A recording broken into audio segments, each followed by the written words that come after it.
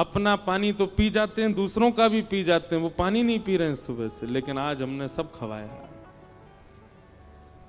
अब हमको आनंद आता है करने में ऐसे काम।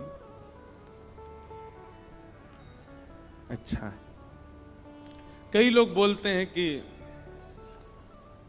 कोई शास्त्रीय प्रमाण नहीं है, कोई शास्त्रीय बात नहीं है, अपने भाव से ये हमारे यहाँ हरतालिका तीज का व्रत होता है, करवा चौथ का व्रत ऐसे ही कर लिया गया है, सब बात है। जो भी है कुछ गलत तो नहीं है ना, कुछ गलत थोड़ी कर रहे हैं।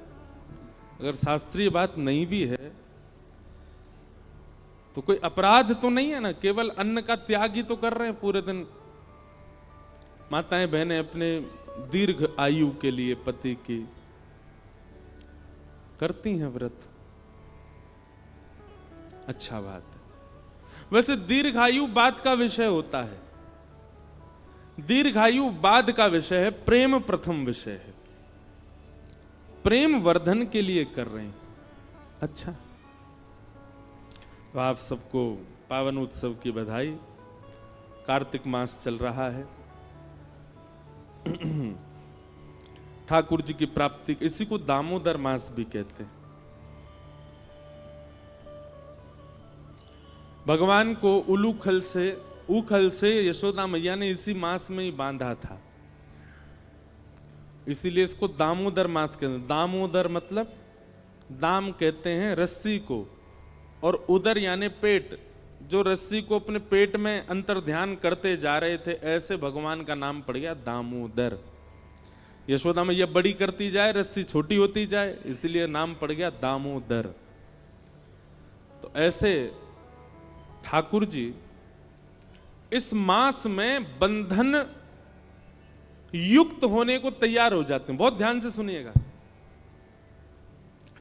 इस मास में ठाकुर जी अपने भक्तों को मानो ऐसा कहते हैं कि आप चाहो तो हमें अपने बंधन में बांध सकते हो। व्रत करो, नियम करो, प्रातः काल उठ करके ब्रह्मचर्य का पालन करो, मंगला आरती करो, स्नान आदि करके पाठ पूजा नियम करो, अपने आप को श्रेष्ठ बना करके अगर आप अपने प्रेम पाश में हमें बांधना चाहते हो तो साल भर में कार्तिक मास ऐसा मास है जिसमें आप ठाकुर जी को अपने प्रेम पाश में बांध सकते हो। ठाकुर जी आपके हो सकते हैं। देखिए, ठाकुर जी को बांधना ही है अपने प्रेम में। भक्ति का मतलब क्या होता है? हम सब बंधे हुए हैं कहां? संसार में। हम सब की आसक्ति रूपी रस्सी बंधी हुई है संसार में। वो संसार से हटा करके श्री ठाकुर जी के चरणों में बांध देना, इसी को भक्ति कहते हैं।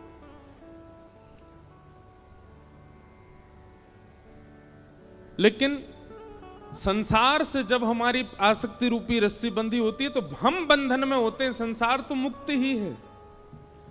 पर जब वह आसक्ति रूपी रस्सी ठाकुर जी से बांध दी जाती है तो ठाकुर जी भी बंध जाते हैं और हम भी बंध जाते हैं, दोनों बंध जाते हैं। पर जहां जहां हम जाते हैं, अनुब्रजाम में हम नित्यम पूये ये तन्य रेणु भी, भगवान कहते हैं फिर जहां जहां मेरा भक्त जाता मैं उसके पीछे पीछे जाता हूं।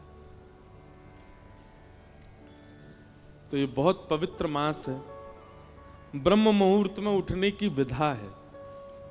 अब हमारी तो स्थिति ऐसी हो गई है कि हम इतने थक जाते हैं कथाएं करते करते। अभी हमको थोड़ा सब संत जन भी कह रहे हैं, घर के लोग भी कह रहे हैं, अब अवकाश करना शुरू करो, कथाओं के बीच में 2-4 दिन का अवकाश रखो, थोड़ा आराम करो, पर हो ही नहीं पा रहा है। अब तो ऐसा हुआ है कि हमको आगे की कथाएं स्थगित करनी पड़ी हैं आराम करने के लिए। लेकिन आप सब लोग तो मुक्त हैं, तो कम से कम कार्तिक मास में प्रयास कीजिए, ब्रह्म मुहूर्त में उठिए और ब्रह्म मुहूर्त में स्नान आदि करके। भोपाल में अगर आपको व्यवस्था हो, यहाँ पे मंगला आरती 4-5 बजे होती हो मंदिरों में, तो पता नहीं, हमारे वृंदावन का तो माहौल देखने वाला होता है कार्तिक मास।